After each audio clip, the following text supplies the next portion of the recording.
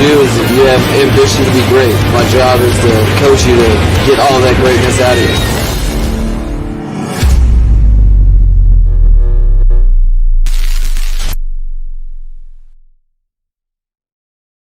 What's good, Finn Nation? What's good? It's your boy Reason, and we are back here for yet another one.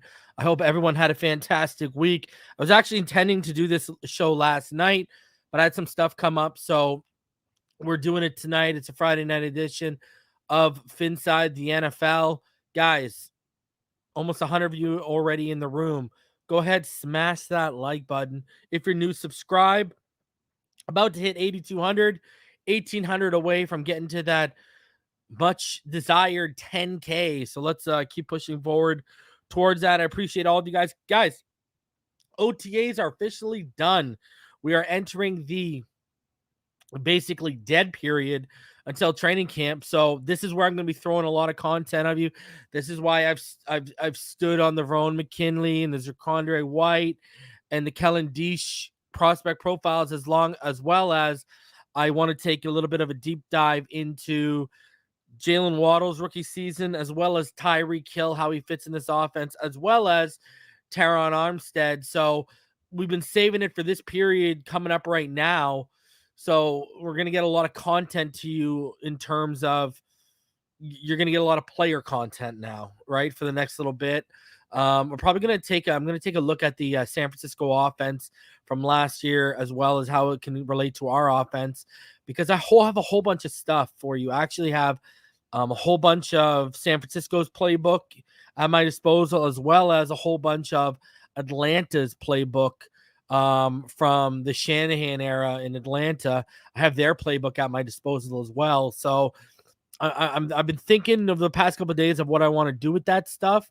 And I think what I'm going to do is I'm going to probably, it's going to be, obviously the film is going to be more Atlanta and San Francisco centric, but I'm probably going to try and show you guys stuff that's going to correlate to what they're going to try and do in this offense with Tua Tagovailoa. So I've been trying to hammer down exactly what I want to do with that, but we are going to take a look at the Shanahan offense and things I expect to be installed into our, now obviously, because this is now McDaniel's offense, terminology is going to be different, right? He's going to have his own terminology. Now, some stuff is going to be the same, but terminology could change a little bit, et cetera, because now it's turning into his baby, but the fundamental ideas and concepts are still the same, right? So we got a whole bunch of stuff to look at that. So Tyreek, Jalen Waddle, I want to do Zacondre White.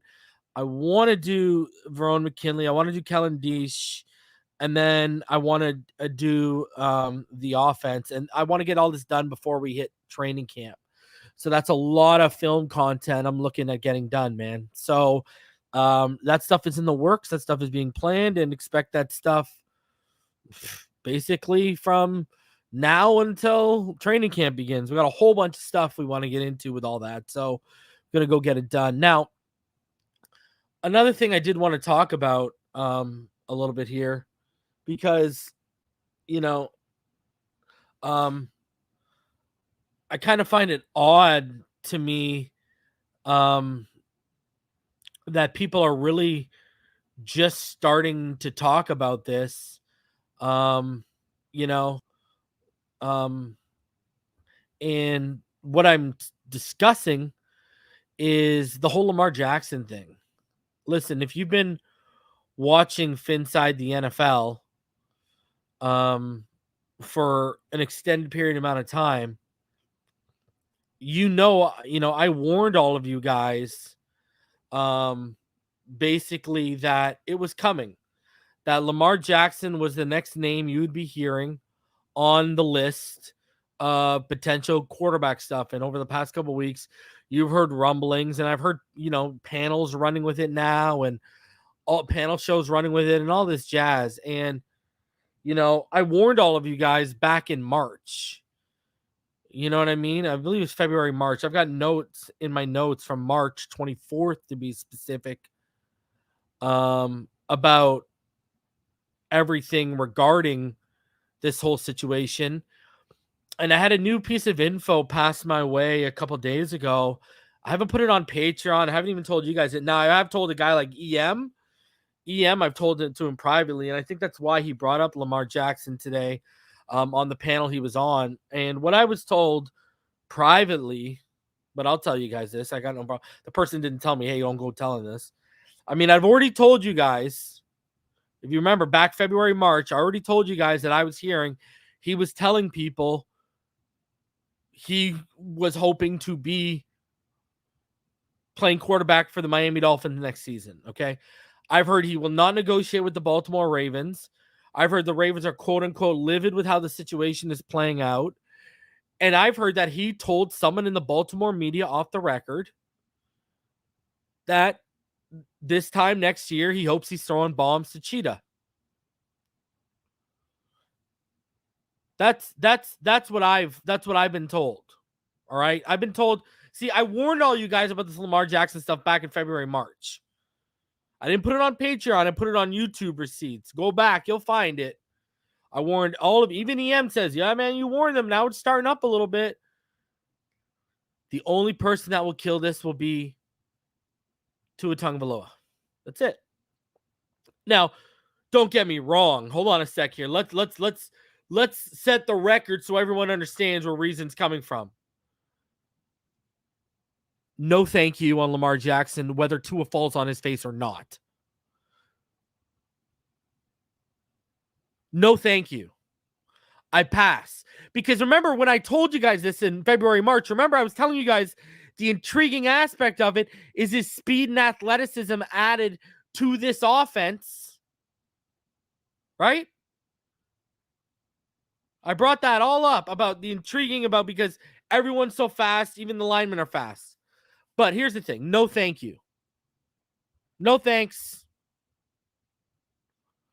No thank you. I would rather draft a quarterback. I'm not being the team that pays Lamar Jackson $40 to $50 million a year. No thank you. No. Nope. Not refined of a passer. Nope. He's not a good enough passer yet to deem that money. I'm sorry. No, thank you. I'm passing on that. Nope. Will Levis, QB1, quarterback out of Kentucky. I'll develop my own guy. We got our own offensive staff in place. Let them develop their own guy. Let them go get their guy. I'm not taking Lamar Jackson. And how many years does Lamar Jackson have left on his body with the style of football he plays? You're going to sign him to a 5-year contract that's going to be worth between $40 to $50 million a year, and he might not even see the end of that 5 years because his body might not be able to hold up. It's already starting to break down. No, thank you. Not the investment. You're not as refined as a passer.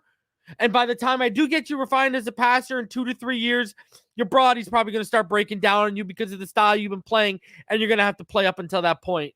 And it's already starting to. No, thank you. Nope. See, here's the thing. Vic was a better passer. RG3 was a better passer of the football than Lamar Jackson. Whether you want to get down to mechanics or accuracy, whatever you want to discuss. Lamar Jackson has not been refined enough as a passer. No, thank you. Now, that's what I would do. Now, Stephen Ross has an infatuation, and I've told you guys about this. He has a long-standing infatuation with this guy. He loves superstars. And there you go. Rome Gray nailed it. Lamar is barely 200 pounds and takes as much hits as Cam, and look what happened to Cam. Thank you very much, Rome. Rome is my dude, man. That's like one of my top mods here. That's my guy right there, okay? That is 110%, and look at that. And guess what? Are they much different as passers? Is there that much of a difference? Now, I do think Lamar's a bit of a better passer than Cam Newton, but at the end of the day, we're splitting hairs here.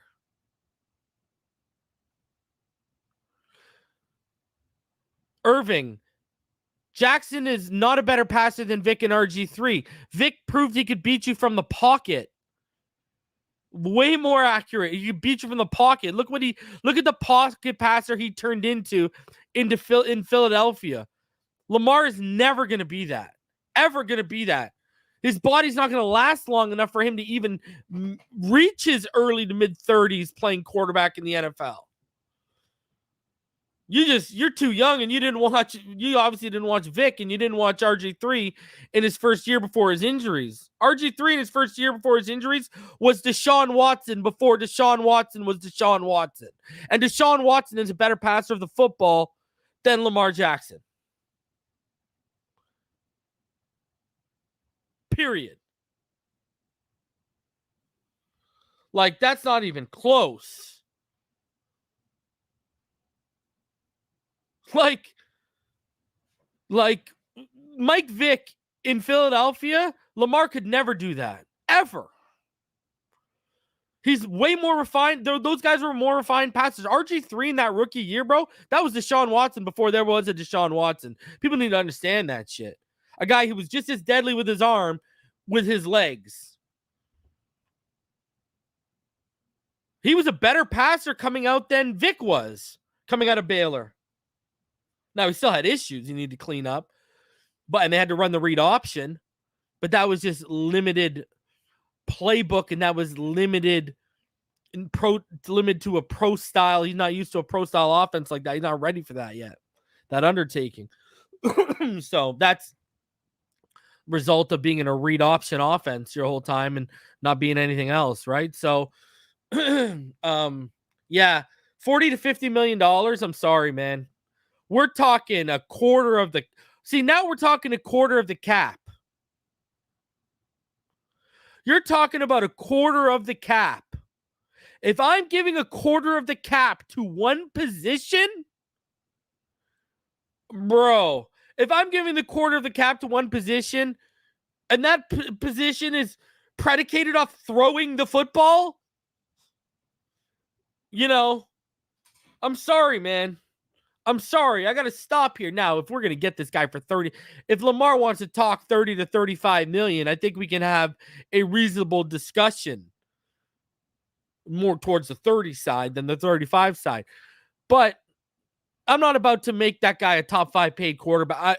That's bad business, man. In terms of even just his body, I think that's bad business. Let some other team dish out, because especially now that Deshaun Watson has set this precedent with having what he had and getting $230 million guaranteed, what the hell are you going to need to guarantee Lamar Jackson to lure him around?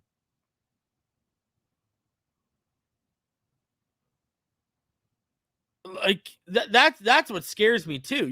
That's a lot of money, man. That's a lot of money, man. So plus, you got to give up. Listen, we can all call Bill Parcells an idiot and have our discussion about Bill Parcells. But one thing he did say that is so right, and every team should kind of live by this: never pay for one player twice. Right? So what that means is never give them a massive contract, but also give up massive capital to get them. You want to give up massive capital if they're already on the contract. You don't want to do both. Right? Because you're plucking from two, right? Because if you don't got money, then that's why you want the draft capital, because then you can funnel an influx talent through the draft. But if you give up both, you know what I mean? You don't want to give up both. You don't. You want to give up one. So that's how I look at it. Exactly, Miami. Don't do what Cleveland did. Jesus. And see, the thing people don't know about, I know so much about this whole issue with Lamar Jackson. Like, I know a lot about it. The team told them to stay away from Kodak Black because they didn't like, and I think I've said this publicly back in February, March. The team didn't like everything that was going on with him and Kodak Black and how close they were, and they told him to stay away. And then next thing you know, he's posting. He posted photos of him and Kodak Black a couple days later after the team told him to stay away because they didn't like the image that Kodak Black represented with the city and stuff like that, blah, blah, blah, blah, blah. And then it became announced that for Lamar Jackson's, they're at this big fairgrounds, Lamar in Baltimore, they're having in Baltimore, in Maryland or whatever, they're having Lamar's birthday, and Kodak Black is like performing at it. And so it's like getting real petty. So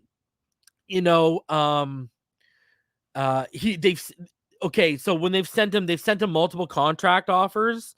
And when they send it with a read tag option. So what that means is, like, when you open it, they can tell you, it tells them that you've read it, right? Like, it'll say, I've read the contract. They've gotten every contract offer they've sent. He hasn't opened up one. And that's what plays into what I was just told about how, they're livid at how this is playing out, and he refuses to negotiate with them. So it's real ugly in Baltimore, man. I don't think he wants to be there. And this was before the Hollywood stuff, man. Right? Like, I was hearing this stuff in February, March. This is before Hollywood was even traded. Right? And he doesn't like how they've handled the whole Kodak thing, because him and Kodak are super tight. It's been like, I don't know, man. It's real petty over there. And, like, again, yeah, I'll tell you guys. I'll let you in. I'll pull the curtain back on a little bit. I'm not going to say who, but Dolphin fans know who this chick is. That's what's crazy. I'm not going to tell you who, but there's this media chick in Baltimore, and I know someone who knows her well, and she sleeps with, like, Oriole players, Raven players, and blah, blah, blah, blah, blah. And Ravens players have been telling her the same thing about this whole Lamar Ravens thing going on. Like, it's real ugly, man. Like, what my whole point is, like, players are, like, telling their side chicks about this stuff over pillow talk. Like, this thing is bad, man. Pyro, is she hot? If you didn't know she got around to all the sports teams, you would think she's hot. Yeah. I'll say that.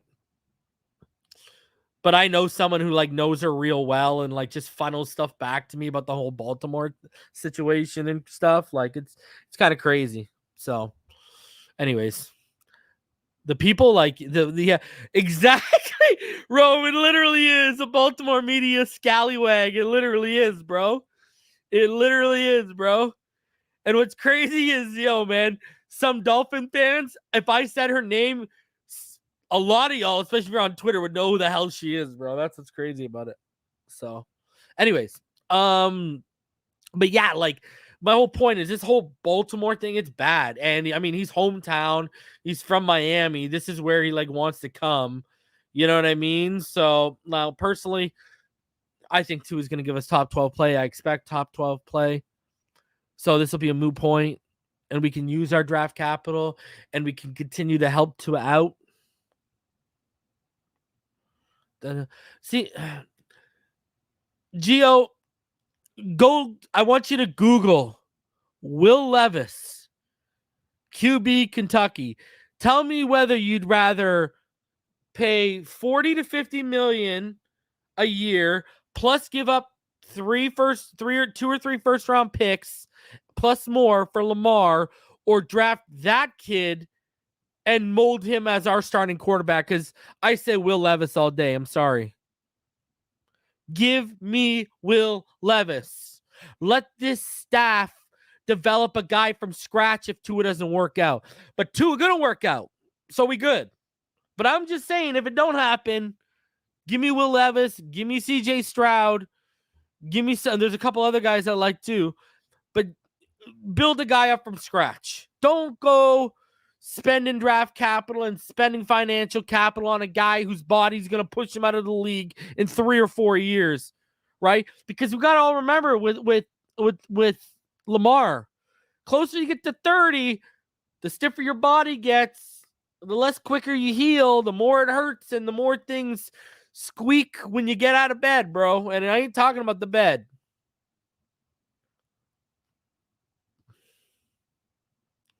Go get me a young kid. And go spend that 40, 50 million you're going to give to Lamar, and go shore up the offensive line even more for the new guy coming in. Hell, or if Tua's going to hit, spend that money and go continue shoring up the offensive line for Tua. So Tua needs to hit. So we can go, because I'm going to tell you right now, this tackle class is kind of weak for this draft class. So we need Tua to hit, man, so we can influx some talent with those draft picks. And then whatever money we do have, spend that on shoring up the line in front of him a little bit. That's what I think. That's what I think we need to do. How do I feel about Skylar? I think Skylar is, I've watched everything of him on Kansas. I think he could be eventually quarterback 2 here. I think he's a young developmental guy. I don't think, he's going to take anyone's job this year, but next year, I mean, he could settle in as your number 2 if, 2 is the starter or someone else's. I think Skylar's a nice developmental guy who can eventually, in a couple years, he can come in and he can win games for us if we need him to. He's got a pretty lively arm. The only thing my issues with him is his touch. Really, his touch and accuracy. Once you get beyond 20, can either like make your eyes pop out of the sockets, like, oh, what a throw, or it can make you cringe.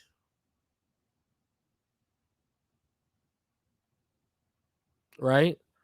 So, that's how I feel about him. So I like Skylar's upside, man. I got no issue with Skylar. I think he's more of a threat to Teddy Bridgewater than he is for Tua. That's what you really want to know. But I think Teddy's the best. Look we've heard Teddy's been struggling since day 1 of OTAs, and I still say Teddy's the best backup in football. I never waver.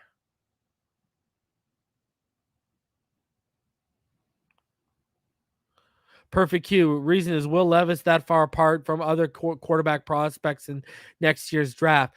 I think the guy has an absolute rocket of an arm. I think he's got great touch. He's already working in a more of a pro style offense. And you look at his athleticism and he's got prototypical size. He's just a blend of everything you want. That's the thing, right? He's like 6'3", 225, 226, got a rocket arm. The guy hurdles people once he gets his legs going under him. All right, like he's got a rocket of an arm. Wan'Dale Robinson, everyone knows I loved Wan'Dale Robinson this year. Who do you think was throwing the football to Wan'Dale Robinson, and who put Wan'Dale Robinson on the map this year? That was Will Levis, man. Will Levis is that dude, and if he takes the step forward developmental-wise, I'm expecting him to take this year. Look out. It's not going to be a secret going into the draft. The guy's going to be, he's going to be number 1. The guy is crazy good, man. You look at him and you see the traits, but you also see where the accuracy and the touch is already at. Will Levis checks a lot of boxes, man. Exactly, perfect. He says, I saw Will Levis be the only offense Kentucky had against Georgia. Bro, he's legit, man. He's legit. Your boy, if Tua gets injured, are the Dolphins moving on from him? I don't know, man. Because here's a real good question. Here's a real good question. You know what? We're gonna find out how injury prone Tua was this year. Because you go back to year 1, he was out of that Jets game with the finger injury, but he apparently really wanted to play in. I know he was put on the IR when he shouldn't have been this past year. So there have been games he's been legitimately held out of that he was ready to go. So we're going to find out how, if a new staff comes in and they got durability issues with them, let's talk. But I think Tua's going to be fine, man. Watch Tua play all 17 games this year. Watch. And then we're going to all point back to Flores and be like, how many games did we miss with this kid? Because you wanted to. Because I'm telling you, this whole play with Jacoby Brissett last year, the reason why he held Tua out was because he knew Tua would come in and win. And then he wouldn't be able to push his, see, we need Watson. We're losing, man. I got faith in Jacoby. You saw what he did in New England. But even he can't win. We need Watson. The guy was keeping Tua out to push his Watson narrative, bro. Ridiculous. Because he knew Tua was going to come in and win. But no more of that nonsense. No more of that nonsense. So, man, I got total faith. I'm just hey, crossing the T's and dotting the I's with everything I'm telling you right now. But I think we're going to be fine with Tua. I think we're going to be perfectly fine. I think he's going to enter that realm. My expectation is for him to enter that realm of top 12 quarterbacks in the NFL. I expect no less. If I get less, we're going to have an issue. So I've already said that, since 2019, I've said since before we drafted Tua, I give quarterbacks 3 years. Year 3 is my telling year. That's where I figure out what you are as not only a quarterback in the NFL, as an NFL player. And I think he's going to deliver because we've finally given him a competent staff.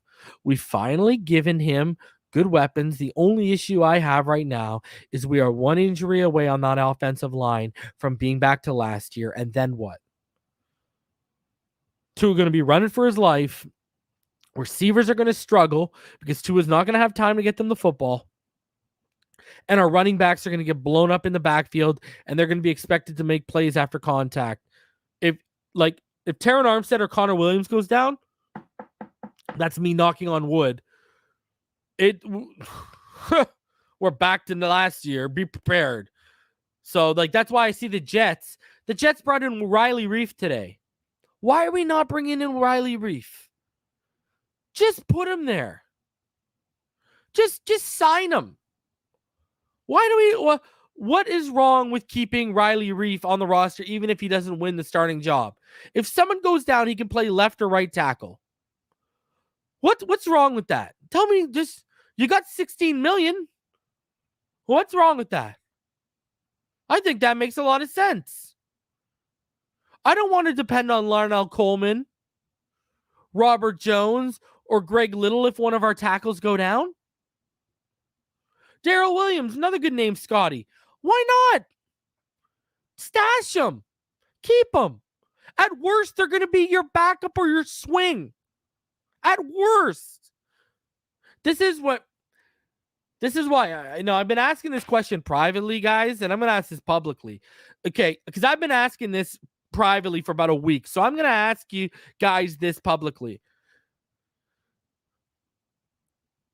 We know Tua wasn't ready to go in year 1 where his hip was at, okay?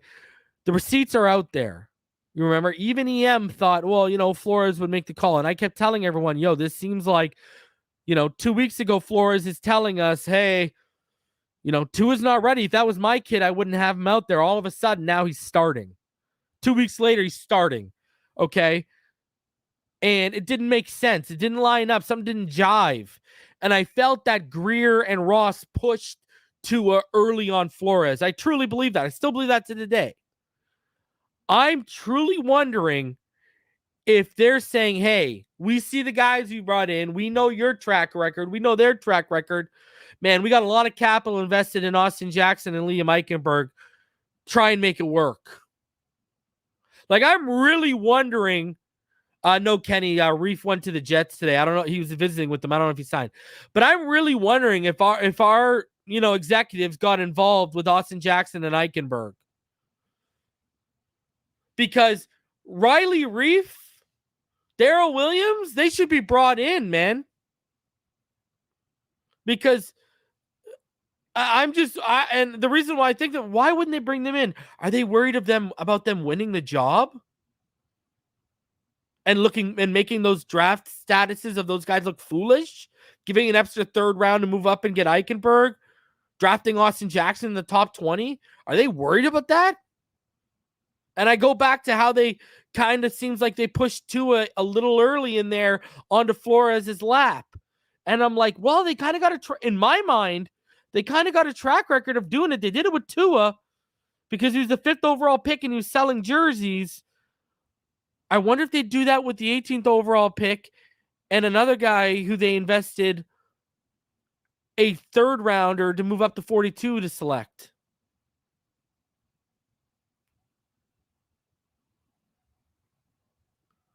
I don't know, man. Kind of an interesting question to ask. Let's get into this though. We got a bunch of stuff. Okay, OTAs wrapped up. They're officially done. So we're gonna start off. Shout out to the homie Tilly. She's got a video. We're gonna talk about how Tannenbaum and ESPN and everyone's been just jocking. We're gonna talk about the split. Barry Jackson has a really good article about the split. And then after that, I'm gonna play something that the homie Tilly dug up about Tannenbaum. Oh baby, baby. Oh, she got him good. She got him good. That's why she's one of the mods here. She got him. Oh man, I wish we could play that to Tannenbaum, Tilly. We need like everyone to tweet this video out and like flood him with acts. You know what I mean? So there's no way he can. And we need to flood like Dan Orlovsky and other people so they're aware of what he used to see. You know what I mean? Like his colleagues need to see this too, bro. All right, so we're gonna talk about that. And then Darius Butler, he said some great things about Tua today, so we'll go over that. And then interesting article about Omar Kelly in terms of top performers, biggest concern right now. I've got the top 5 biggest questions I have after the end of OTAs as we head into training camp. I got them, so I'm gonna put them on the screen. We'll talk about that. I got some stuff on obviously the first draft pick of the Mike McDaniel era, Channing Tindall. A good, interesting article from the homie David Ferones on Brandon Jones and Jevon Holland that I want to go over with you guys. PFF ranked every team's running back situation, and they ranked us low. The Dolphins added another player. We'll talk, and they cut a few. We'll talk about that, and then some management moves. And then obviously, I got to look at this article on Dolphin Fanatics. I mean, there's, we're going to get into it, but Tua is top 10 in 35 different statistical categories. We're going to talk about that. We got a lot to go over here. So let's start off with Tua. And because I just think this is going to surprise a lot of people. I really honestly think this is going to surprise a lot of people. So this article came out, and we're going to look at this. It's called Proven Data Reveal This NFL Quarterback Was a Top 10 2021 Quarterback After All. Now, I'm going to give my opinion on this after, because I don't agree, but you'll see. I agree and I don't agree, or you'll see. Data from stats don't lie. It's math and has proven over time to be accurate. Well, I've said this again. The tackle numbers for linebacker, they need film because they need context. Because again, if you got 120 tackles and 80 of them are guys that are well beyond 3 or 4 yards past the line of scrimmage, keep your tackle, okay? Because that just means that the offensive lineman or the blocker disengaged from you, or you had to move laterally or backwards to go make the tackle, which is much easier than fighting through traffic and shedding blocks. So data from stats reveal that Miami Dolphins quarterback Tua Tagovailoa was a legitimate top 10 NFL quarterback in 2021. For anyone counting, Tagovailoa had 35 categories where he was in the top 10 of all NFL starting quarterbacks. Those top 10 categories are all positive, not the small sample size of negative categories from only 16.3% of bad passes he threw that his critics are cherry picking from. Here is where he ranked in each category in order from 1 to 10. Jesus. Okay, so this is everything he was first in. RPO. Tagovailoa was the best RPO quarterback in the NFL in 2021. He had 847 RPO passing yards. That led the NFL, even though he didn't lead in RPO attempts. He was third with 90 RPO passing attempts.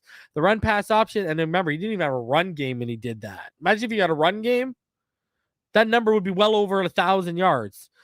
The run pass option was a scheme that fits Tagovailoa's strengths. That is one of Tagovailoa's strengths that transferred from college to the NFL. Red zone. Tagovailoa was the best red zone quarterback in the NFL for 2021. Tagovailoa had the best completion percentage in the red zone of any starting quarterback in the NFL in 2021. That completion percentage was 65.4%, which is a testament of his accuracy. Clean pocket completion percentage. When Tagovailoa had a clean pocket, he was the best quarterback in the NFL. He had the highest completion percentage among any NFL starting quarterback in the NFL when he had a clean pocket. Tagovailoa's NFL leading clean pocket completion percentage was 76.3%. Aaron Rodgers and Patrick Mahomes was second and third. Least amount of pocket time. Even though this statistic is a reflection of the offensive line, it is a quarterback stat. According to PFF Advanced Passing Stats, Among currently active quarterbacks, Tagovailoa had the least amount of pocket time in the NFL in 2021. According to Pro Football Reference, it's Pro Football Reference, not Pro Football Focus. Definition: pocket time is the average amount of time a quarterback has to throw the ball from the snap before pressure collapses the pocket. Tagovailoa's pocket time was 2.1 seconds. The pocket time is another stat that proves how elite Tagovailoa can be with his accuracy despite the circumstances. Aggressive attempts. Among all starting NFL quarterbacks, Tagovailoa led the NFL in having the most aggressive attempts. Those attempts were throws that are into tight coverage. Among his 388 passing attempts, he led the NFL with 19.3 of those passes being aggressive attempts. Least number of batted passes. Among NFL quarterbacks in 2021, Tagovailoa had the least number of passes batted away. Out of 388 passing attempts, Tagovailoa only had one batted pass. No other NFL starting quarterback had that least number of batted passes in the NFL. Number of sacks. Out of all starting quarterbacks that started 10 or more games in 2021, Tagovailoa had the least number of sacks with 20, which is crazy because the pressures, right? This is a line that allowed like 280 pressures. Goal line passer rating. Tagovailoa was tied with three other quarterbacks with 5 or more passing attempts that had the highest passer rating on the goal line at 118.8. Goal line touchdown percentage. When on the goal line, Tagovailoa was the best in the NFL among quarterbacks with 5 or more passes. Tagovailoa had the highest touchdown percentage on the goal line with 5 or more passes at 80%. Out of the 5 passes Tagovailoa threw on the goal line, 4 were touchdowns. He threw no interceptions at the goal line. Now, this is where he's ranked second, because remember, this is 35 categories he's in the top 10 of. Passes of 20 yards or more. Even though Tagovailoa didn't have the opportunity to throw the ball downfield due to plays designed for only one receiver, he was extremely accurate when he did throw downfield, which is true. But that number would probably come down the greater the sample size, but that doesn't mean he would be like fall off a cliff and be inaccurate. For passes of 20 or more yards, Tagovailoa was second in completion percentage by a very small margin. Tagovailoa's completion percentage of passes of 20 or more yards was 48.3%, just behind Justin Herbert's 48.4%. In red zone sack percentage, not only was Tagovailoa the most accurate red zone quarterback with the highest completion percentage, but he was one of the best at avoiding sacks in the red zone. He was second with the lowest sack percentage in the red zone with only 1.8%. Fourth quarter and one possession games completion percentage. And this matters, huh? That's specific, but that's specific because it matters. In a one possession game, fourth quarter completion percentage. Ooh. When it comes to quarterbacks in the clutch, Tagovailoa was one of the best in 2021. In one possession games in the fourth quarter, Tagovailoa had the second highest completion percentage of 76%. That is a big number. That is a number I would put a big star up beside. Last 2 minutes of a half. Tagovailoa had the second highest completion percentage of any NFL starting quarterback in the last 2 minutes of a half at 69.2%. See, and I actually mentioned this, if you go back to like live streams and you go back to post games and all that stuff, I kept talking about how, especially in a tight game, they would open up the playbook a little bit more in the fourth quarter, and that's when the sideline 50-50 throws to Parker, he would hit a bunch of them in a row. You would see him when they opened it up and we were down by a couple of points, right, in a one-possession game. All of a sudden, you'd see that aggressiveness you wanted to see in the Arizona game would pop up a little bit. You know what I mean? Because really, the Arizona game, the reason why we always fawn over the Arizona game is that's the one game where they truly opened it up and they truly said, okay, be aggressive, let it rip, and the line showed up, the receivers showed up, and everything was clicking. You know what I mean? When the game was tied, Tagovailoa had the second highest completion percentage among starting quarterbacks in the NFL at 75.4%. That's, again, huge. This is telling you in close games and clutch moments, this guy's delivering for you. Like, this is stuff that these are foundational things you can build off because his offensive line wasn't that good. His weapons were unreliable. The coaching staff had a ton of deficiencies, whether it was play design or being in his ear. Because, see, here's the thing. When you design plays for one guy, or when you're in his ear telling him, okay, you need to put the ball, this ball needs to go here, you're stunting his development to progress. You need to let him roll out there, roll through his progressions, and get better at going through his numbered progressions and going through his reads on all three levels. But by you, getting in his head and just fuzzing it up with all this, you're not letting him just organically go with it. But it's showing when game time mattered, Tua was delivering. So he was statistically ranked third in RPO total yards. He was third with 858. He was third in red zone touchdown percentage at 28.8. He was fourth in fourth quarter in one possession games yards per attempt. In one possession games in the fourth quarter, he had the fourth most yards per pass attempt with 8.8 yards. He was second half touchdown percentage. He played his best in the second half of football games. Clearly, we've been seeing that, right? He had the fourth highest touchdown percentage among starting quarterbacks with at least 150 attempts at 6.6% in the second half. Only Matt Stafford, Joe Burrow, and Aaron Rodgers were better. And I mean, they had way better supporting cast and coaching. Holy jeez. On target percentage, out of every passing attempt, Tagovailoa had the fourth highest on target percentage of all NFL quarterbacks in 2021 at 80.1%. Herbert was third at 80.2%. For those counting, 305 passes out of Tagovailoa's 388 attempts were on target. That's ridiculous. Statistically ranked fifth in play action pass completions with 121. Play action pass completion percentage at 71.6. Sack yards lost. He had the fifth least amount of yards lost by sack in 2021. Only an average of 12 yards per game played. He lost 152 total yards. First down completion percentage, he was fifth at 72.1%.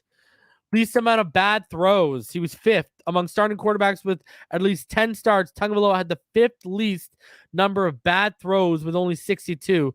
That means only 16.3% of his passing attempts were bad throws in 2021. He ranked sixth in fourth quarter and one possession games passer rating at 116.8. In first quarter completion percentage at 71.7. At red zone passer rating 101.3. Sack percentage 4.9. On game-winning drives, he was sixth best in the NFL. He had the sixth most game-winning drives in the NFL last year with 2. Statistically ranked seventh in completion percentage with 67.8%. Ranked 8th with play action passing yards, 1,375. Fourth quarter completion percentage at 68%. Yards per attempt in the second half at 7.6%. And then he was ranked 9th in touchdowns in the second half. He had 11. And AFC passer rating. He had the 9th best passer rating in the AFC at 90.1. So it says here, contrary to popular belief, Tagovailoa has been an elite top 10 quarterback in several categories. Amazingly, Tagovailoa achieved all of those stats with unfavorable circumstances. Now, with improved health, a supportive coaching staff, and an improved offensive line, Tagovailoa is poised to become one of the most dangerous quarterbacks against NFL defenses in 2021. Now, I don't agree with this. Tagovailoa has been an elite top 10 quarterback. No. What I do say that this article shows to us is there is a big enough foundation, and he's doing a whole hell of a lot enough good things that we can build and we can grow off of this immensely. This is what I said to you guys.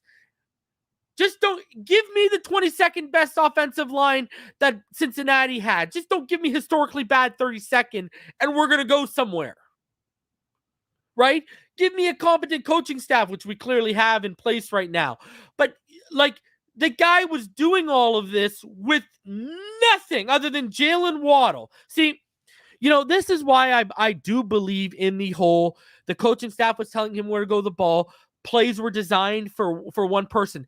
Explain to me why after that one catch last season when Gesicki, in the second half of the season, Gesicki made that big catch up the seam, I believe. He comes to the sideline with the football. He gets in Flores' face and he says, you can literally see what he's saying. He says, see what happens when you get me the ball. Someone explain that to me. He didn't say it to Tua. He said it to Brian Flores.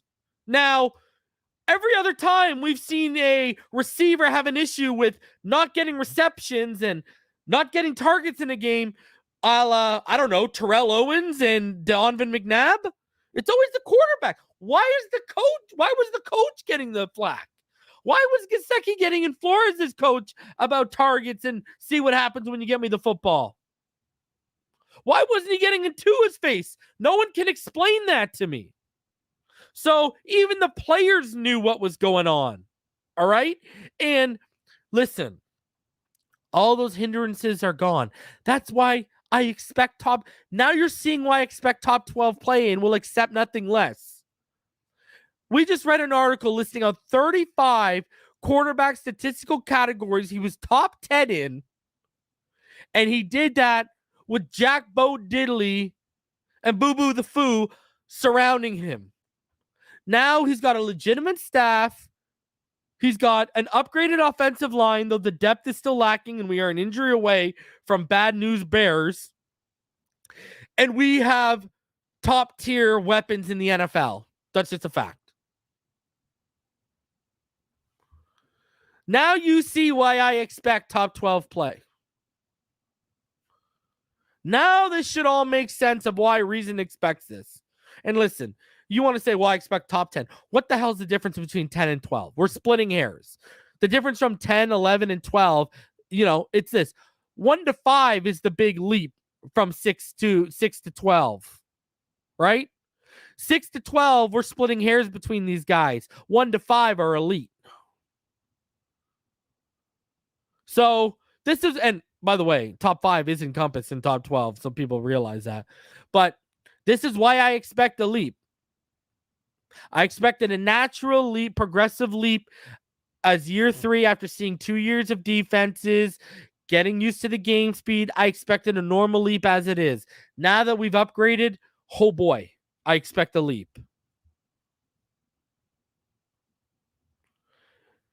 And guess what? I remember in this chat, I remember that video vividly when the Bills got Stephon Diggs, and I told everyone, look out, Josh Allen is about to take the next leap because they've added one of the better route runners in the NFL, who also has one of the better catch radiuses and some of the most dependable set of hands in the NFL. Oh my, Josh Allen's going to take a leap. And sure as shit, what happened with Josh Allen? He took a leap.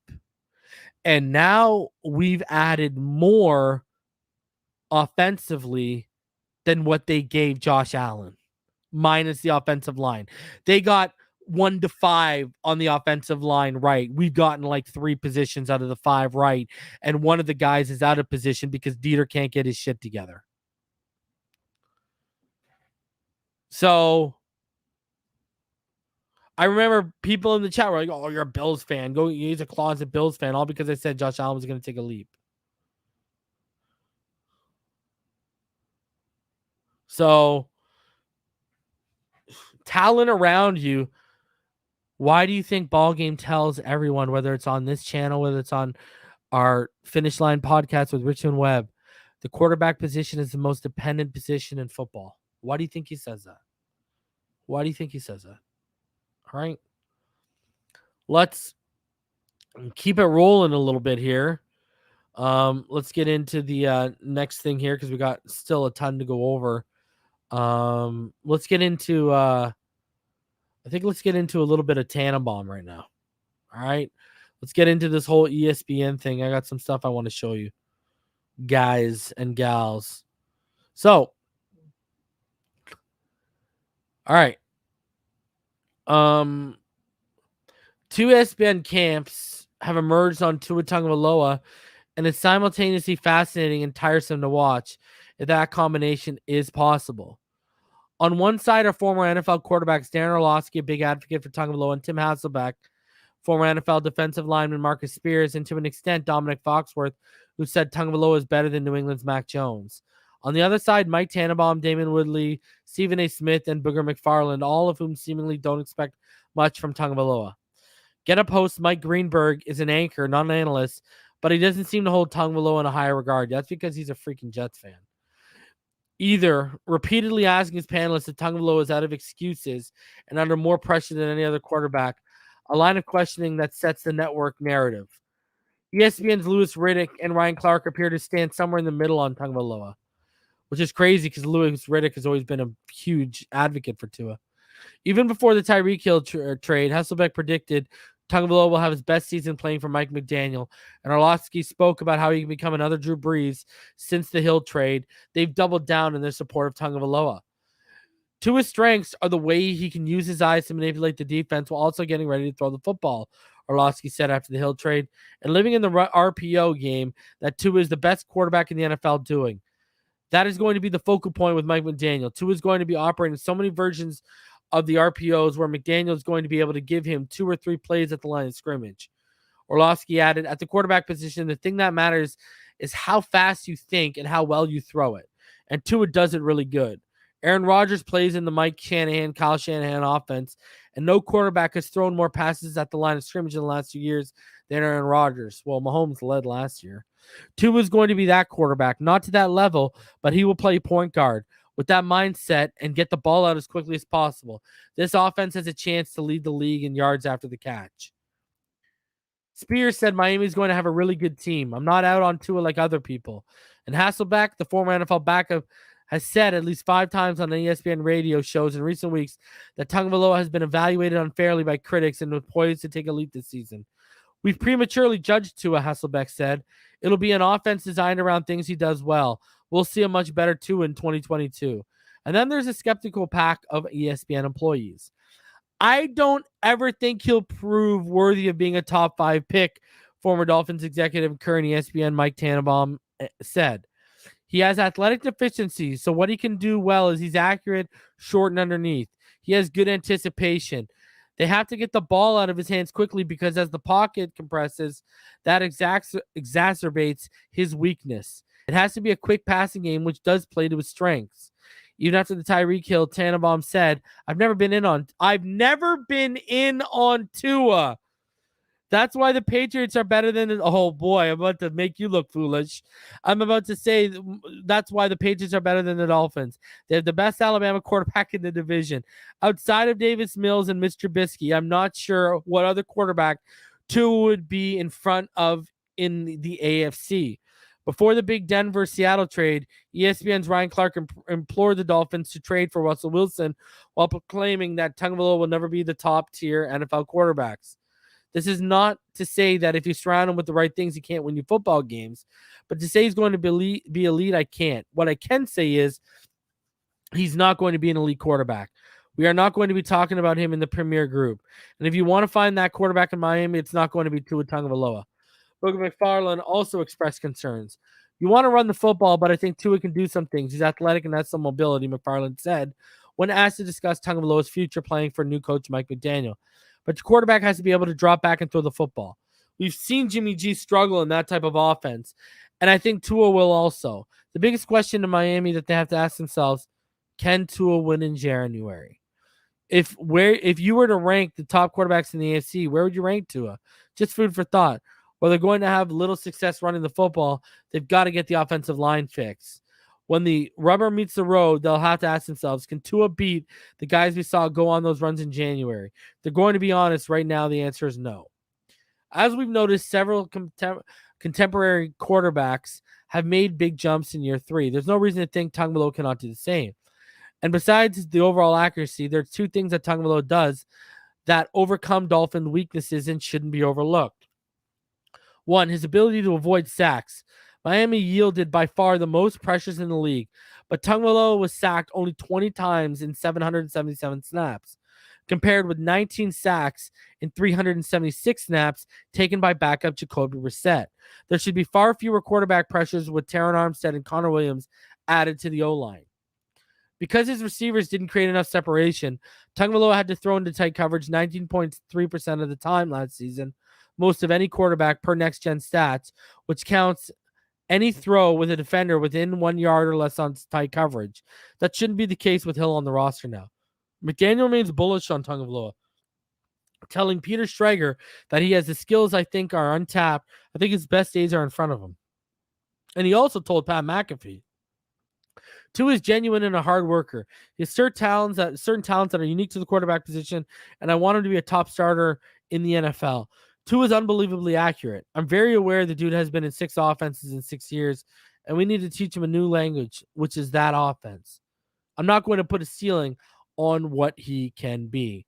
Now, let's go back up here for a sec. Mike Tannebaum.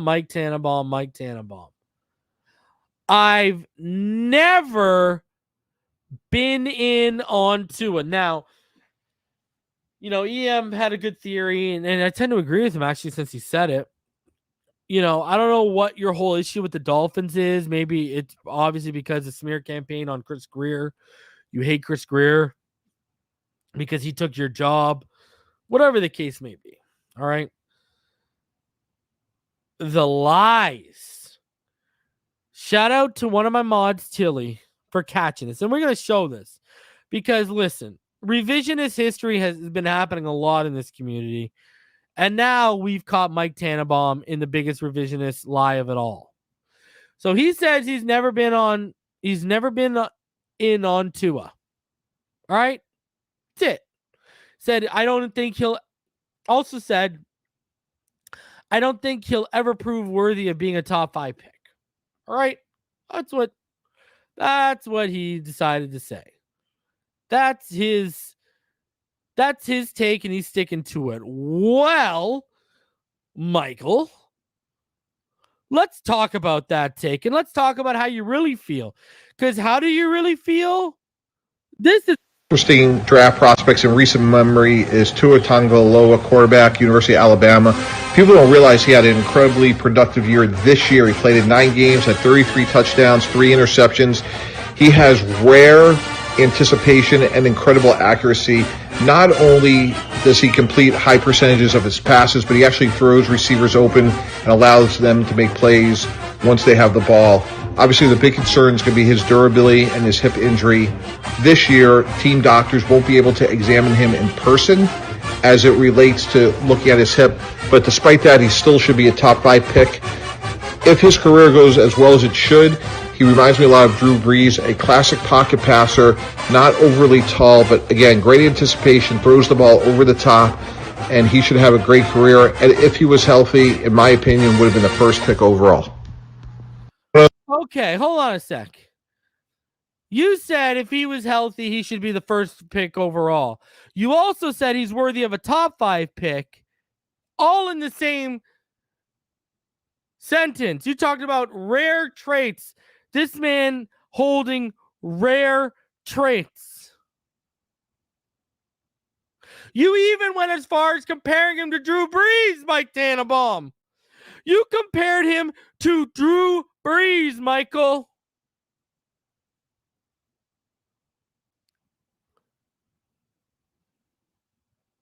So, what's happening here, bro? Caught in 4K, bro. Literally caught in 4K. See, that's a problem, man. No consistency. That's why none of these people respect any of y'all. No consistency. And what's better is, that was after the LSU injury, everything he had, because not only that was after the South Carolina injury, because there were highlights of his games against LSU, and he kept talking about durability and if he's healthy and shit. What are we talking about right now?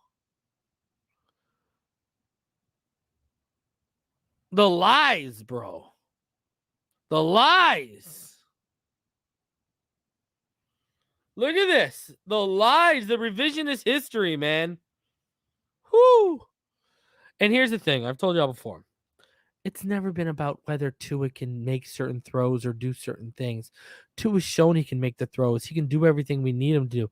It's about him consistently putting it together. That's all this comes down to. Consistently reading all three levels, making the throws consistently on all three levels. The key word we always come back to with Tua is consistency. That's it. So all these people saying he's a bust and he can't do this and he can't do that, don't know what you're talking about. It's all about consistency with him. That's it. And once that consistency kicks in, we're going to get that guy we wanted at Alabama. And then what? And this is what Darius Butler had to say on Pat McAfee. Shout out to the homie Darius Butler.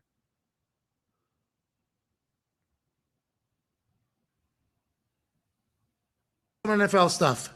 Tyreek Hill said on his It Needed to Be Said podcast, he said, I just want people to understand that I went for 150 with Matt Moore. I love Matt Moore. Okay, I love Matt Moore. I want Matt Moore to know this. I love Matt Moore.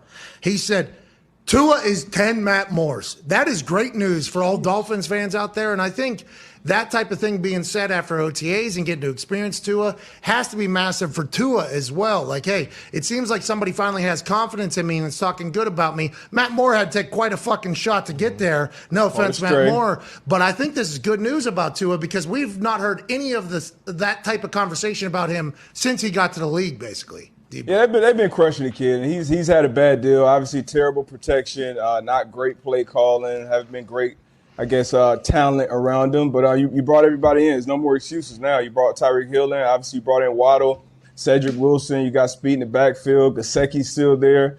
And we got this, offensive mastermind, calling the shots now. We'll actually see. He'll be calling games. He'll be the head coach. So I'm excited about that, obviously, as a Dolphin fan. And Tua talking a little shit. I like to see that, from the quarterback, just because you got to put it all out there. You got to drop your nuts this year and just be that guy. That's the league that we're in. We're not patient anymore. You got to get out there and make plays, and I think you will. I think that offense is going to be electrifying, D-Bud. I mean, you've been like a fake Dolphins fan for a while. Yeah. I think next year it's going to be a lot of fun to be the fake Dolphins fan. I honestly believe that. Waddle just came into my being here last season. That dance he did, I was like, oh, my God, I love this guy. Now, obviously, he was a weapon at Alabama and everything, but Miami wasn't getting all the primetime games, and Waddle wasn't getting the rock all the time whenever they were in the primetime games. It was Parker. No. Devontae Smith. For Miami? Yeah, who ended up going to New England? Devontae Parker. Devontae Parker was getting the ball and getting the shine or whatever, and then was like, Waddle, this guy, he's a guy, huh? Waddle's a fucking guy. Everybody's talking about Tyreek Hill. Waddle's a dude, too, I think. Waddle's going to be the best number 2 in football. He is electric. He's fast as hell. He's a smaller guy, but he's built. We're about to get him in one-on-ones, open space. Waddle's sweeps. He can run the routes down the field. So that combination of him and Tyreek with that type of speed, and Cedric Wilson, he's kind of like a third, fourth, even fifth option sometimes with Dallas. So I think he'll be a weapon as well. Gesicki's an athletic, one of those big tight end, looks like a basketball player out there. So, I mean, Tua, like I said, he'll have all the weapons at his disposal. There'll be no excuses for him. And he's talented. He went top 5 for a reason. Obviously, they threw him in the starting lineup at Bama for a reason. So I'm excited about him this year. I'm excited about his growth. And Tyreek Hill is doing what he's supposed to do for his guy, his new quarterback. Shout out to Darius Butler being a Dolphin fan. That's awesome. All right. I agree. Let your nuts hang. Get it done, baby. This is your year to shine. Let's go. I'm gonna tell you this thing. No excuses until some injuries. If some injuries happen on that offensive line, then it ain't gonna be excuse. It can be context. All right. So interesting article from Omar Kelly here. It says camp is out for the summer on Friday. The Miami Dolphins have wrapped up the offseason training program and won't return to the facility until late July when training camp begins. Guys, this is the period where players got to separate themselves from being good from great. This is you got to put in the work here. Until then, players are on their own to run routes, study the playbook, and stay in shape. Exactly. The hardest work happens now, man. Here's a look at Omar Kelly's superlatives of the Dolphins summer, analyzing what the media was allowed to see as the team prepares for September 11th season opener against the New England Patriots. The top performer, Christian Wilkins. Wilkins, who had a breakout season last year and producing career highs in tackles, sacks, quarterback hits, and pass deflections, was very, very forceful every practice he participated in. Maybe that's an indicator that Miami's offensive line might still require some overhauling, but it'll also be that this 2018 first-round pick has finally figured out the finer points of his position in the Dolphin scheme. Biggest addition, Tyreek Hill. I've covered some fast electric players during my career covering Florida State, the University of Miami, and the Dolphins, but I've never seen anyone move as quickly as Hill, a 6-time Pro Bowl pick. Miami wisely traded away a treasure chest of draft picks to acquire Hill from Kansas City this offseason. It's clear that Hill is a threat to score anytime he touches the ball, a playmaker that demands a double team. Most improved player, Jalen Phillips. Phillips, a former University of Miami standout, had a productive season last year, setting a rookie record for sacks, 8.5. But let's be honest, most of that production came in the second half of the season. Well, that's because he's on limited snap counts. When the NFL game started to slow down for him. The summer, he's gotten leaner and stronger, and he's moving with fluidity needed to become a pass-rushing demon. Let's just hope he doesn't suffer any injury that leads to a setback when training camp arrives. Most impressive rookie, tailbacks for Condre White. I've been telling you guys, I've heard this since rookie camp. White, an undrafted rookie from South Carolina, has produced a respectable run every practice the media has attended. While it's usually against third-teamers, that's exactly how Myles Gaskin performed back in 2020 when the former 7th-round pick stole the starting tailback job from Jordan Howard and Matt Breida, who the Dolphins traded for that season. If the player Mike McDaniel's nicknamed Dr. White keeps it up, he'll easily make it onto the 53-man roster. What's Sony Michel doing? Area of concern, the linebacker unit. I've always felt there's something missing from this unit, which needs to be versatile considering they are a linchpin that keeps Miami's hybrid defense multiple. There isn't one player who can do everything well. It's a unit filled with specialists, which could telegraph Josh Boyer's calls. In fairness to the Dolphins, they've added Melvin Ingram and Porter Agustin the past few weeks, and Jerome Baker has sparingly practiced. The hope is that Channing Tindall, the Dolphins' 4th-round pick, grows up fast. Areas of strength is their tailbacks. Between Chase Edmonds, Raheem Mostert, Sony Michel, Myles Gaskin, they also have 4 tailbacks who could start games for half the league. And each of them brings something different to the table, which should allow the Dolphins to lean heavily on the rushing attack if the offensive line can create running lanes. And that doesn't count for the upside that Salvin, Ahmed, and Condre White bring. Biggest surprise, Connor Williams. Williams appears to be settling in as the Dolphins starting center, which is a bit surprising because he started 51 games on offensive guard with the Cowboys before signing a 2-year deal worth $14 million with the Dolphins this past offseason. Miami's coach has asked Williams to give center a try because it would open the door for Liam Eichenberg to remain a starter at guard. See, I'm telling you, I feel like there's something at play here. You're telling me all of a sudden Eichenberg has the anchor to handle the interior. This guy didn't have the anchor to handle freaking speed rushers, let alone power rushers. But now the guys who can convert speed to power, now all of a sudden he can take on I don't know about this. Miami coach is asked to give center a try because they leave the door open for Eichenberg. It just feels like something's at play there.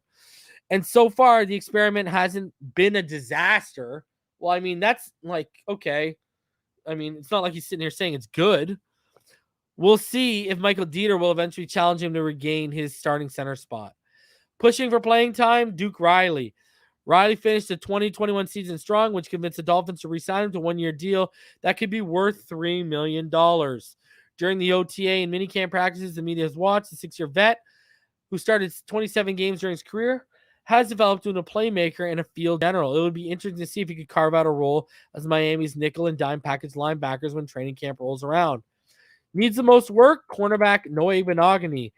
It seems as if Noah Benogany has become the cornerback most of the quarterbacks pick on for the 2nd straight camp. That's a bad sign for the 2022 first-round pick, who is firmly positioned behind a healthy Xavier Howard, Byron Jones, and Nick Needham on the Dolphins' cornerback depth chart. At this point, Igbenogany needs to be careful he doesn't lose his roster spot to Trill Williams, Quincy Wilson, or Elijah Campbell. And the biggest mystery is the Miami's offensive line. The Dolphins have invested plenty of money and resources into the players on the offensive line. Now it's on coordinator Frank Smith and offensive line coach Matt Applebaum to make this troublesome unit respectable. That likely doesn't happen unless Miami has a healthy Terron Armstead. who they just gave a 5-year, $87.5 million deal with the hopes he'd fix most of the troubles that we've had the past 2 years. Armstead has missed all the off-season program rehabbing a knee injury that forced him to miss the final 4 games of the 2021 season. So those are Omar Kelly's superlatives. Now let's get into my questions that I have now that OTAs are done, heading in to training camp. I just got 5 for you. 5. Is Mike McDaniel's relaxed approach at practice creating sloppiness? Now, we heard what Mike Westhoff had to say, and, he said he would have restarted practice, et cetera, et cetera. Now, this could be a product of he's not pulling out anything for the media. He's just showing them as bare as it gets, and they're just lax. And then when the media's gone, the real work happens. But you got to ask yourself, that was probably the one thing that it came with from Mike Westhoff. While everyone was trying to focus on Tua and everything, I was focused on Westhoff saying I would have started practice again. You know what I mean? That was kind of what I was focused on. Omar said the O-line is opening run lanes. Well, they weren't that bad in the run last year. It was more passing, right? Guys just couldn't, make anything happen. Vision wasn't that great, but you saw when you got a running back who did have a bit of vision, like Duke Johnson, he saw the lanes and he executed, right? Gaskin and Ahmed aren't known for being big time vision guys, or let alone bouncing off contact. So, you got to ask yourself, is the relaxed approach McDaniel's taking right now, is it creating the sloppiness Mike Westhoff saw and Mike Westhoff is talking about? That's just a question. Fair question. My next question, guys, is Dieter really this bad? Like, is Dieter, this is what I'm saying. Dieter's shown me more last year than Austin Jackson or Eichenberg did. Yet, they're still getting a chance. And no, it wasn't voluntary, Jeff. He was at mandatory minicamp. I'm talking about the 2 days at mandatory minicamp where Westhoff is at. He looked better than is he really that bad? Like, he looked better than Eichenberg and Jackson last year. Like, sure, he wasn't great. I pointed out that when, we went with Austin Reeder or whomever, when we went with the more veteran centers, we did other things like silent counts and et cetera, that we couldn't do with Dieter in. Sure. But even still at center, he looked like he had some growing pains. But Jackson and Eichenberg were especially Eichenberg, were suffering a whole hell of a lot more than Dieter, okay? All right? And so was Jackson. Let's not lie to ourselves. So, again, I go back to, is Jackson and Eichenberg being forced on the staff and they're able to get away with it on Dieter because Dieter's already had a 3-year investment and they spent a 3rd-round pick, but they didn't trade up for him?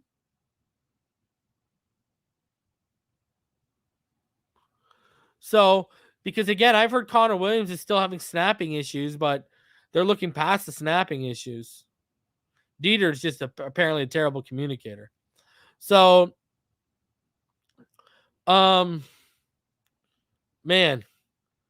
Dieter must be really that bad. Whew. Scary to think of. Is Noah Igbenogany for real, or is this 2021 all over again? I mean, guys, you go on Twitter over the last 2 weeks, everyone's hyping up Noah Igbenogany. Everyone expecting this big leap. Everyone saw him. Tyreek beat him, but everyone was like, oh, he kept close to Tyreek, And people were trying to, and I remember last year he had his little Oakleys on before the pads came on. Everyone was goo-goo gagaing over Noah Igbenogany before the pads come on. Is this what we're getting all over again? Because Omar Kelly kind of shed some light on it there. I mean, other people are trying to be positive about Noah, but Omar telling you what it is. Is Igbenogany for real, or is this 2021 all over again? Because if he's for real, the reason why this is a question that matters is because this is for real. We know who can step in when Byron is gone next year because we've already played our hand and showed we intend to move Byron. That's why he got that cleanup procedure done to ensure he sticks around. So is Noah Monogamy for real, or is this 2021 all over again? Ask yourself that question.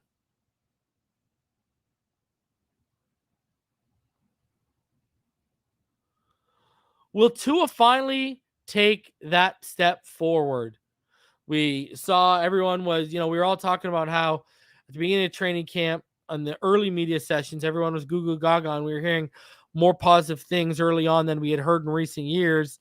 And then over that last week, especially with minicamp, we heard different things and the narrative changed a little bit. So this is going to be on every training camp question list. This is going to be on everything until he shows us he takes that step forward. And I mean, this question is just going to remain. And it's pretty self-explanatory. And then finally, will this offense start off slower than anticipated? I think that's a good question to have. And it also comes from the Mike Westhoff interview. Did I over anticipate it? Now, I don't think I did. I expect the real stuff to happen when the pads come on. But it's a good question to have right now, especially on minicamp days.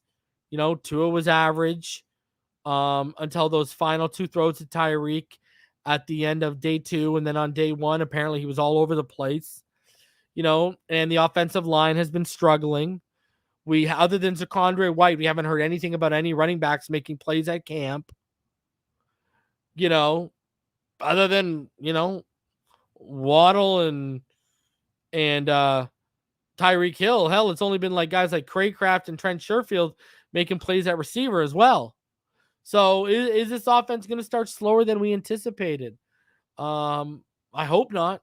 We know defense is usually always ahead of the curve of the offense. So let's hope it's not that big of a curve this year. And again, a lot of this stuff we're going to get answers to once training camp starts, right? So, all right, next up here. A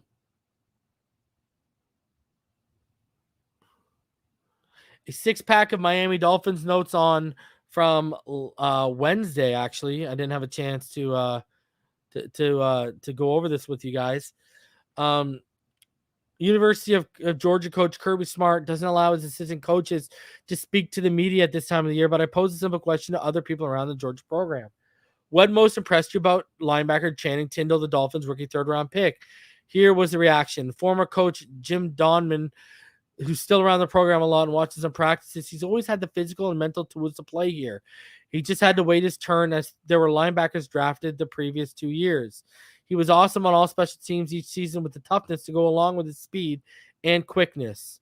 He was a vital part of the championship team, both in regular downs and also nickel defense. He has that rare quality coming into the league to be able to cover like a safety, which will be invaluable as a guy he can fit into defensive calls. Also a very high caliber character guy who provide leadership on the field and throughout South Florida, representing the franchise. Very seldom do you find a player that is so good at stopping the run, but has rare speed and quickness to go with it.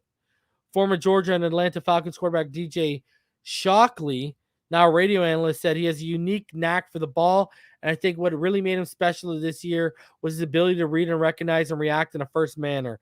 Channing has really good speed, but his ability to see things ahead of time is why he was so active. Tough, physical, and he's a 3-down guy that will only improve. Great work ethic and wants to be great on every play. The Dolphins will see him excel on defense, but I think he will also be a real big factor in special teams. Tindall made a good play breaking up a pass on Tuesday's practice session. The Dolphins knew they needed personnel additions along the offensive line. They also believe a new staff can get more out of the young players. Former Dolphins receiver O.J. McDuffie, co-host of the Fish Tank podcast, the Dolphins radio post game, put it this way earlier this offseason. I can't believe our guys we've drafted are that bad. it comes down to how they're being coached. The best thing they've done is all the offensive coaches with the O-line experience. The young Dolphins linemen have taken well to the zone blocking scheme. Guys are definitely fitting their gaps right, said Robert Hunt. Guys are coming off the ball, flying off the ball. We're doing it in a controlled manner. Offensively overall, we're trying to make everybody must defend the whole field. We've got them guessing, he said. I love it. This is the type of offense I ran in college. Brendan Scarlett, an outside linebacker for the Dolphins last season, said he also has been getting work at defensive end during camp. Anytime I have the opportunity to expand my versatility, I look at it as an important opportunity, one that I take seriously, Scarlett said.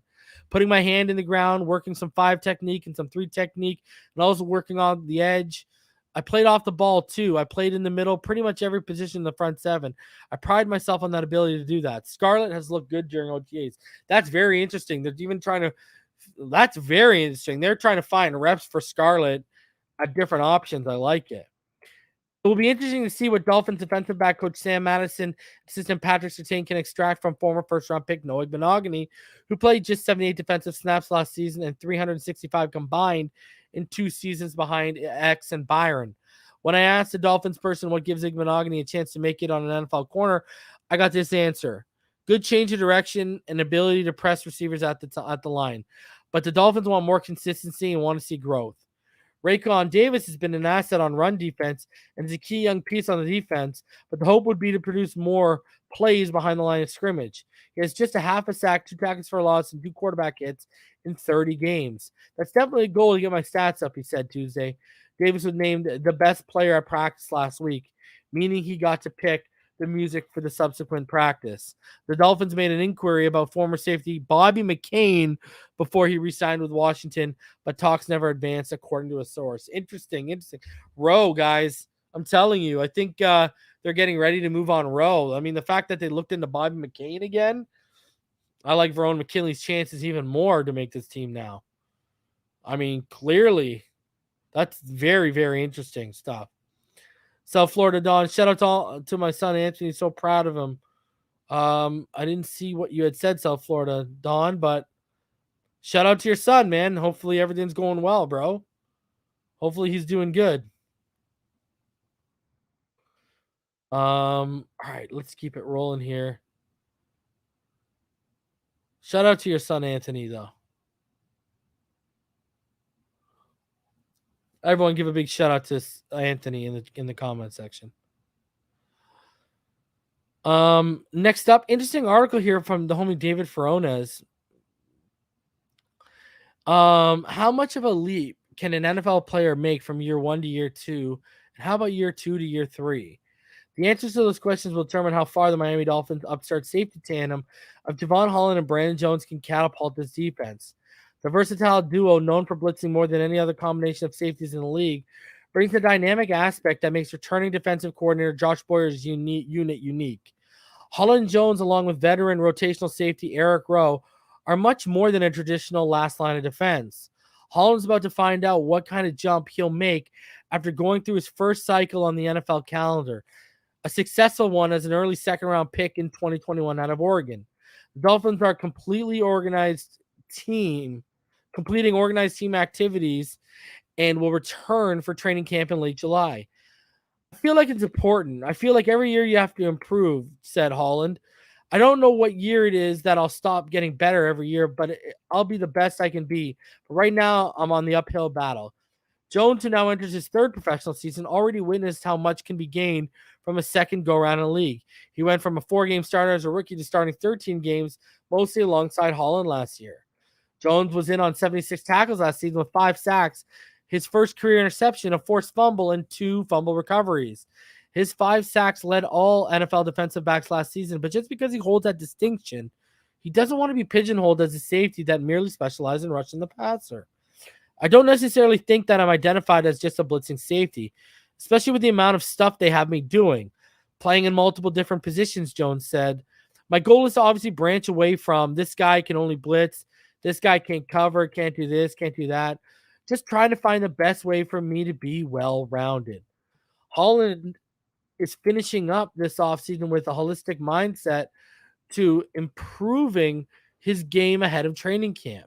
I think it was just my overall development as a professional, he said, when he just of what he discussed with Boyer and safeties coach Steve Gregory. Things will come in practice and things start to speed up, tackling angles on the ball and things like that. But for me, conducting myself as more of a professional was probably most of it. More so than any individual improvements either makes, it's about how the two work together. When Rose spoke to reporters earlier this offseason, he noted the two developing as a pair together through OTAs. Jones feels it started early when Holland joined him in the secondary last summer. When he first got here, we just kind of connected, Jones said. We always sit in the back. We're always communicating. We're always kind of what happens if this guy moves, what we got to do, what we got to get in and out of, showing different schemes. Jones specifically mentioned the confidence Holland instills in him from instances where he's in man coverage and Holland helps him playing under center field, able to cover a lot of space. The Dolphins are able to use their safeties with as much versatility as they do, largely because of the one-on-one coverage cornerbacks Xavier Howard and Byron Jones are capable of playing on the outside, along with nickel quarterback Nick Needham. They've gotten different looks this offseason as neither Howard nor Jones have participated in OTAs. Byron did individual portions of the team's 2-day mandatory minicamp last week, but Jones has been on the sideline rehabbing from a lower leg injury earlier this offseason. I mean, it's true. I mean, these guys, look at what they did and how they fed off each other in year one. I mean, year two of these guys getting paired together, these guys, I think, are definitely going to become one of the best tandem, I think, in the NFL. It's definitely possible. Shout out to South Florida Don. He said he's a great son and first responder, firefighter, paramedic. Shout out to your son, man. One of the true heroes out there in society. I appreciate that, man, and everything he does for the community. Next up, PFF. They ranked the running back units, and they said earlier this offseason I ranked the top 20 starting running backs in the NFL. There's going to be some similarity between these rankings and that list, but the league is shifting more and more towards running back by committee approach. As just one running back, Najee Harris, played on over 70% of the team's offensive snaps in 2021. That makes running back units a way better at evaluating teams' backfield contributions than merely looking where its starters stack up. For the purposes of this exercise, fullbacks were not included. Teams with quality options at fullbacks such as San Fran and Baltimore would receive slight bumps if they're taken into account. So, obviously, tier one is elite backfield. They got Cleveland, Indianapolis, Green Bay, Minnesota. Tier two, good backfield, New Orleans, Tennessee, Dallas, Carolina, Denver, Baltimore, the Chargers, the Raiders, the Seahawks, the Bengals. Tier three gets the job done. Good starter or good depth. So they got New England at 15, the Bears at 16, the Giants at 17, the Steelers at 18, the Bills at 19, the Lions at 20, the Eagles at 2021, the Bucks at 22, the Cardinals at 23, the Jets at 24, the Jags at 25, the Commanders at 26, 49ers at 27, and the Dolphins at 28. And they say the Dolphins are certainly more talented at running back than they were in 2021, but it's a hodgepodge collection of talent that will have to settle in to order over the course of the offseason. Raheem Mostert has the familiarity with new head coach Mike McDaniel's offensive scheme and the speed that works well in it, but he struggled to stay healthy. Chase Edmonds was Miami's most expensive offseason acquisition at running back, but he has yet to hold down a lead role over the course of his career. Sony Michel and Myles Gaskin round out the group, ranking 52nd and 49 respectively in PFF grade last season out of 62 qualifiers. Now, here's my thing. Now, San Francisco, I agree they're better than us. The Commanders, Antonio Gibson is better than what you have. James Robinson is better than what we have, but he's working his way back from a torn Achilles, and Travis Etienne missed the entirety with a Lisfranc fracture entire rookie season. So they're a huge question mark. I mean, the Jets. I mean, Michael Carter is great, but he's not better than anyone we have. And Breece Hall is an unproven commodity right now. Now, I do think Breece Hall is going to be special, but he's unproven. You're really going to say the Arizona Cardinals with James Conner, Darrell Williams, and Keontae Ingram are better than what we have? I can't say that. Now, I will say Tampa, Fournette, Rashad White, very interesting. Obviously, I think the Philadelphia Eagles have a pretty good backfield with Boston Scott, Kenneth Gainwell, Miles Sanders. I don't know, man. I think they kind of lowballed us a little bit here. I mean, look at the Giants. Saquon Barkley. That guy goes down again, and then what? Come on. Matt Breida? And everything we've got is better than Matt Breida. So, I do think Khalil Herbert's a big-time sleeper in Chicago. But, man, I think we're much better than 28. I think they sold us a little short on that one. For sure. In case you guys didn't know, a couple of days ago, I believe on Thursday, the Miami Dolphins made some roster moves. The team signed 3-year linebacker Porter Agustin and waived cornerback Javaris Davis and defensive end Deshaun Hall, which is crazy because I talked about Javaris on Wednesday and they waived him the next day. Agustin, 6'5", 257, played 26 games with 4 starts for the Browns over the past 3 seasons. After signing with the practice squad, he entered the NFL as an UDFA out of USC. His most productive season came in 2020 when he played in 14 games with 3 starts and finished with 30 tackles. He also had 2 career fumble recoveries, one in 2019, one last season, and he's been on and off the practice squad. His NFL highlight came in 2020 off playoff game when he intercepted Ben Roethlisberger in Cleveland's 48-37 victory. Hey, we saw what we turned Zach Seiler, and I ain't dismissing anyone. All right. The Dolphins roster now stands at 89, one short of the limit. And then also today, Eric Azukama did sign his rookie contract. And then finally, just for you guys interested in front office moves, if you are with the scouting department, just a few things that the Dolphins did for you guys. The Dolphins promoted Matt Winston to director of college scouting. He was assistant director last year. He received interest from outside the organization this offseason. But there you go. He is now our new director of college scouting. And the other thing that the Dolphins did quickly here was the Dolphins, continuing on with our scouting department, a little bit of a shakeup. They added Jim Abrams as senior scout. Abrams, who was the most recently the Raiders director of college scouting, has 3 decades in the NFL evaluation work, including the Bucks, Cowboys, Packers, and 49ers. So, I mean, you see scouting department getting a little bit of a shakeup before next year and all that draft capital we have. So, I mean, we've got a new director of college scouting of the college scouting department, but we've also brought in a college scout who's a former director of college scouting. So a lot of good minds in that room right now. Man, I cannot wait until this season plays out and Tua takes that leap and we can use those top 5 picks, man. Love it. All right, guys. Man, and I really hope while we in the thick and we on this adventure, we can add to these 2 right here. I had a third one right there behind me. I really hope so, man. But yeah, guys, I'm gonna get out of here. I'm either gonna be back Sunday in the day or I'm gonna be back on Monday. If something breaks tomorrow, I'll be back. But I got a lot of stuff going on tomorrow. So the plan is to be back either Sunday in the day or on Monday. So I'll keep you guys posted on that.